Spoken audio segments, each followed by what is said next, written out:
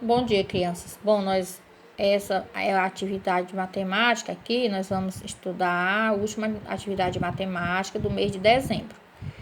A de matemática, né? Do mês de dezembro. Então, nós vamos reiniciar as nossas aulas no dia 4 de janeiro. Mas essa será a última de matemática. Ainda na quarta-feira, no dia 23, ainda temos aulas. Vamos lá. Vamos continuar a nossa atividade. Você já empinou pipa? Já viu alguém empinando? As pipas nos proporcionam belos espetáculos. Então, vamos observar bem aqui a figura das pessoas, né, das crianças empinando pipa, tá certo? Olhem aí direitinho. Bem aqui ao lado da figura, da imagem, diz assim: pessoas empinando pipa em local seguro. Por que em local seguro? Porque é recomendado se empinar pipa em local que não tenha, por exemplo, um tráfego intenso de pessoas andando de moto, um tráfego de pessoas andando de automóvel, onde não tem a rede elétrica, né? Porque é perigoso. É perigoso. Já houve várias consequências por causa de pipa sendo empinada em lugares que os motoqueiros vão passando e também é devido à rede elétrica e assim sucessivamente. Então, é perigoso. Então, devemos procurar um local apropriado para isso, né? Para poder brincar direitinho e não acontecer certos tipos de consequências. Aqui, nós vamos estudar aqui, continuar aqui nessa várias regiões do Brasil. A pipa recebe diferentes nomes, como papagaio, raia e cafifa. Vocês já ouviram falar nesses nomes que as pessoas chamam em outras regiões do Brasil? Aqui nós conhecemos como pipa. Às vezes, raramente, a gente ouve chamar papagaio, né? E a gente ouve, raramente, mas ouve. Agora, raia e cafifa eu nunca ouvi, né? Então, tem umas regiões do Brasil que elas são chamadas também de raia e cafifa. Ela geralmente tem 3 partes. Quais são essas partes? Por exemplo, a linha, né? Que é a linha que você solta para poder ela voar, né? Tem a outra parte que é o corpo, que ela é feita de vara e papel. E tem a parte do rabo, tá certo? Então, vamos lá. Ele diz que ela tem 3 partes: a linha, o corpo, aí ele diz aqui papel e varetas, para você entender que o corpo dela é composto de papel e varetas. E o rabo, né? Que esse rabinho aqui que você tá vendo, né? Continuando, diz assim: mais atenção, ao empinar uma pipa, devemos tomar alguns cuidados especiais. Aí ele diz aqui, não empinar perto da rede elétrica, que foi o que eu falei, né? Muitas vezes as crianças elas vão brincar e ficam empinando pipa nas proximidades da rede elétrica, aí a pipa engancha na rede elétrica e aí tem as consequências, né? Não é apropriado não usar cerol na linha. Aí você se pergunta, e o que é cerol? Né? E o que é cerol? Então, gente, cerol ela é uma mistura cortante de vidro moído e cola, que se passa na linha, né, com que se empinam papagaios ou pipas, a fim de que possa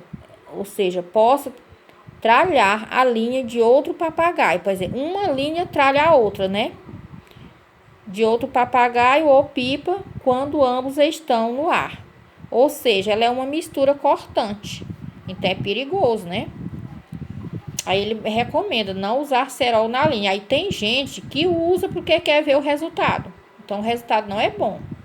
Porque ele é uma mistura cortante. Muito perigoso. Tá certo? Muito perigoso. Quando vocês estiverem maiores, quando vocês estiverem entendendo mais dos perigos, vocês vão ouvir falar em certas ocasiões, ou seja, em certas coisas que já aconteceram por causa de pipa que as crianças usam, ou seja, mesmo os adultos que às vezes não têm consciência, usam com cerol. Continuando aí, nós vamos ver essa atividade. Aqui diz assim, atividade oral em grupo, toda a turma. Converse com os colegas sobre o porquê de serem tomados esses cuidados ao empinar uma pipa. Então, vocês não vão conversar porque não estão na sala de aula, né? Mas vocês vão responder no caderno. Eu vou citar a resposta, né? Faz de conta que nós estamos conversando com o outro. Então, eu vou citar a resposta e você vai copiar no seu caderninho. Você vai escrever no seu caderno assim: o porquê de serem tomados esses cuidados ao empinar uma pipa. Você vai escrever assim: para não danificar a rede elétrica, vírgula, não tomar choques e não cortar outras pipas, nem machucar alguém com a linha da pipa mais afiada, vírgula, por causa do uso de cerol, ponto. Porque quando a gente usa o cerol na linha, pode acontecer tudo isso. Inclusive, eu já vi exemplos. Exemplos reais mesmo do que dessa resposta que eu estou citando para vocês. Tá certo? Coisa séria. Já aconteceu coisas muito sérias. Então, gente, eu vou repetir mais uma vez. Para não danificar a rede elétrica, vírgula, não tomar choques e não cortar outras pipas, nem machucar alguém com a linha da pipa mais afiada, vírgula, por causa do uso de cerol, ponto. Então, vocês vão responder no caderno a questão do 1. Aí vem o 2. Que nome é dado à pipa na cidade onde você mora? Então, se na cidade onde moramos nós chamamos mesmo pipa, você vai escrever.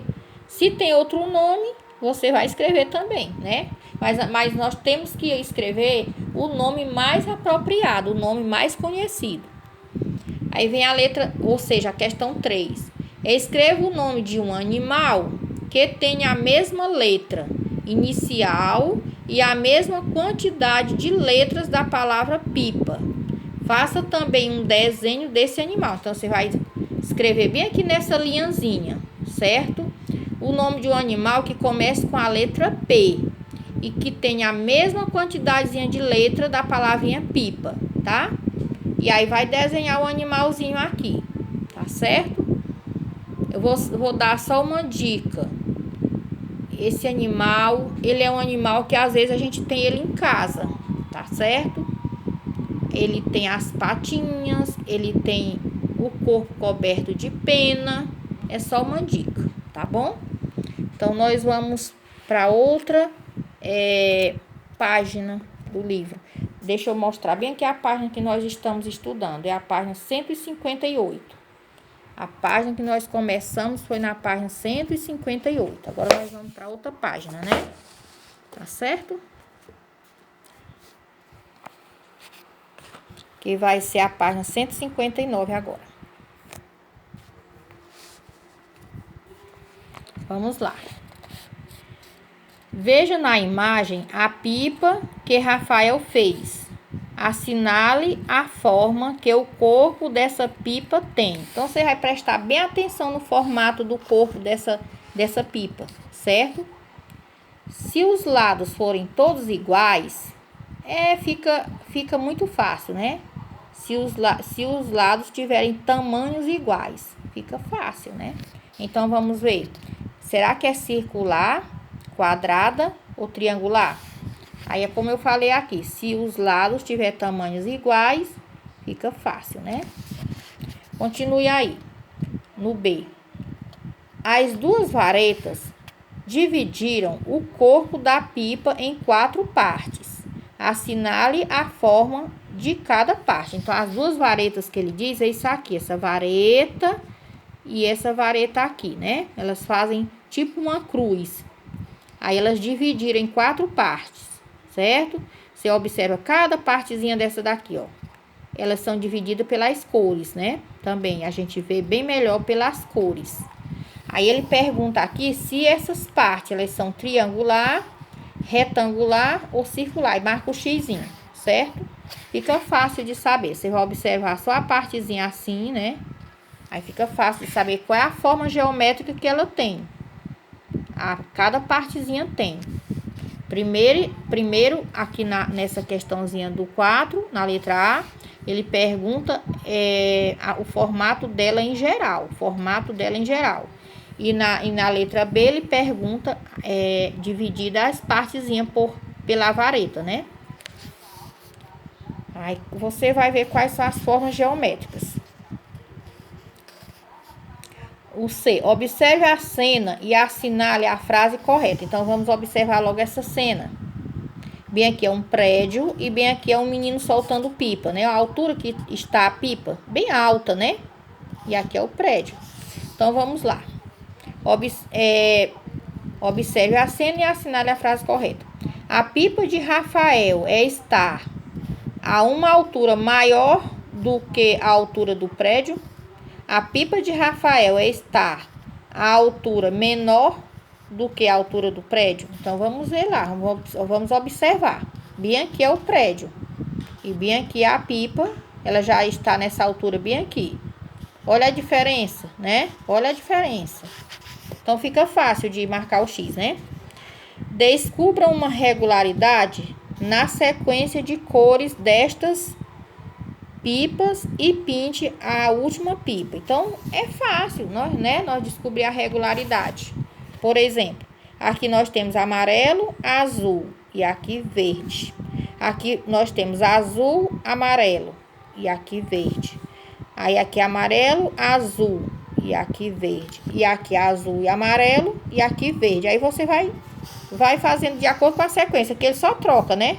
Vai trocando aqui. E aqui continua a mesma cor.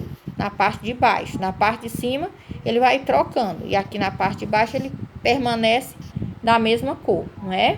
Então, como é que vai ficar aqui? Aqui ele vai fazer uma trocazinha também. Do lado esquerdo vai ficar amarelo. Do lado direito vai ficar azul. E embaixo aqui, o dos dois lados, vai permanecer verde, né? Aí vamos virar para o outro lado da página. Deixa eu ajeitar bem aqui.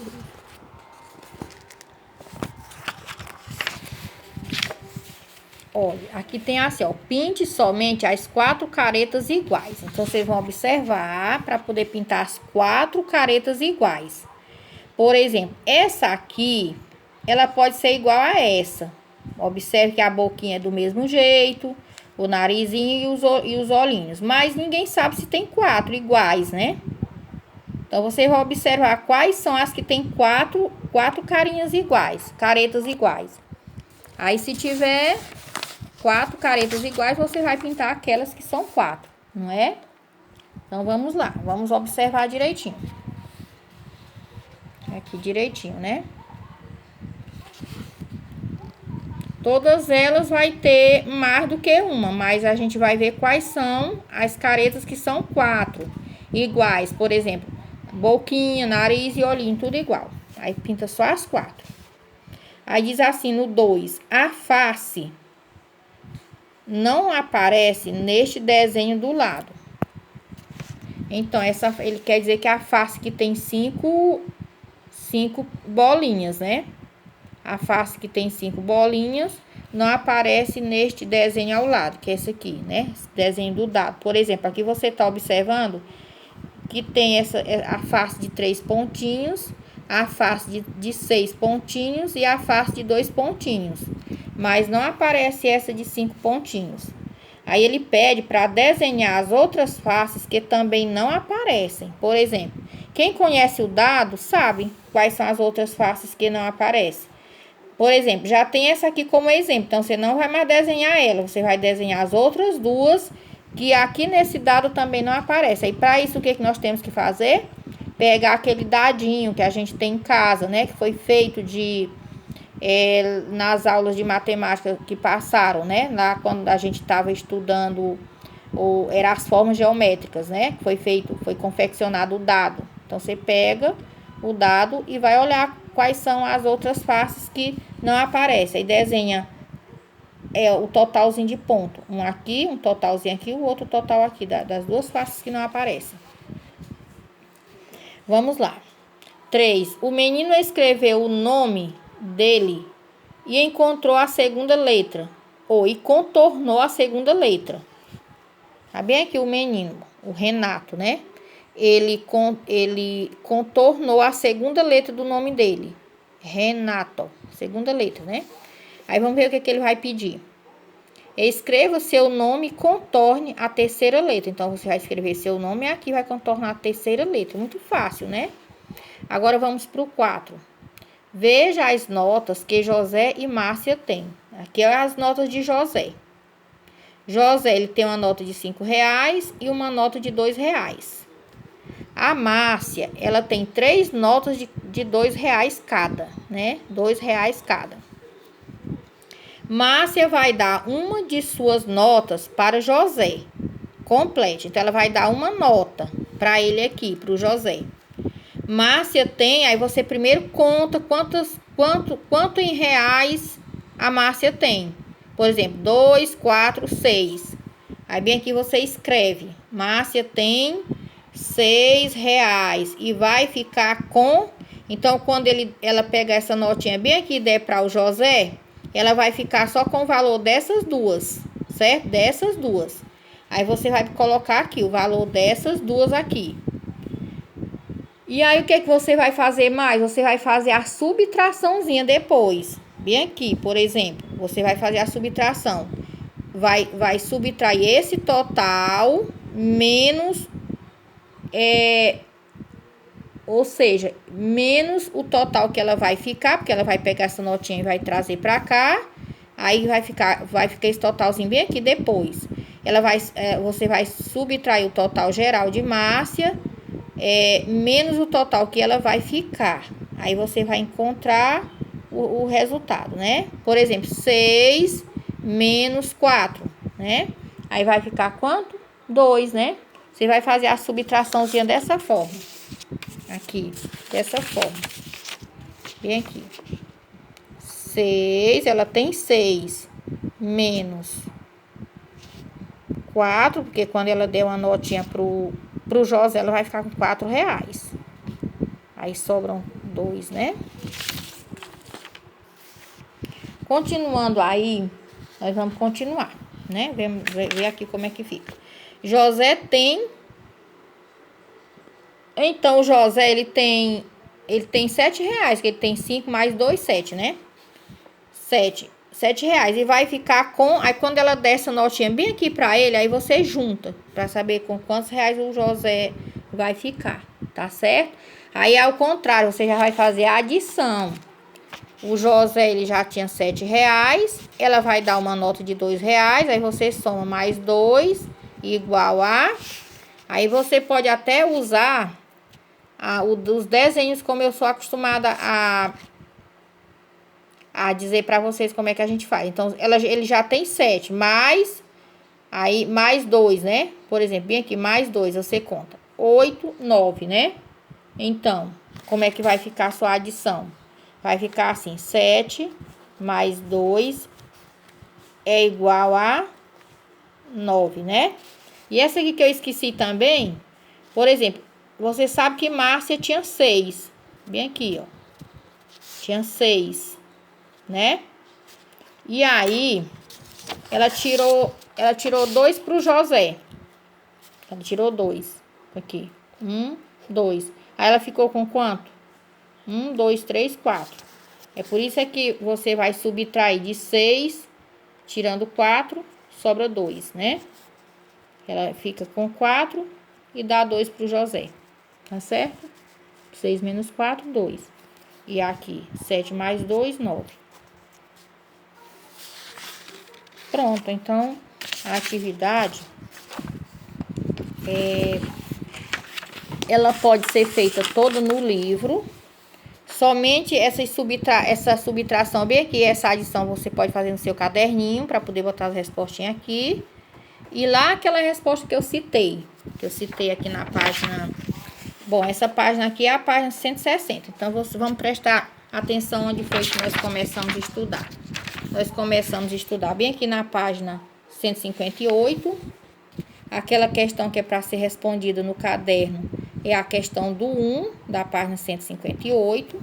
Aí nós vamos estudar a 159 também. E mais a 160, né? Aí isso é para responder no caderno lá, aquela questãozinha que eu falei. Pode fazer também essa subtraçãozinha e essa adiçãozinha também no caderno, tá certo? Porque aí você vai fazer para você fazer seus desenhos, fazer a subtração tirando alguns desenhos, fazer a adição colocando, ou seja, somando, juntando alguns desenhos e assim sucessivamente. Pois tá, boa atividade.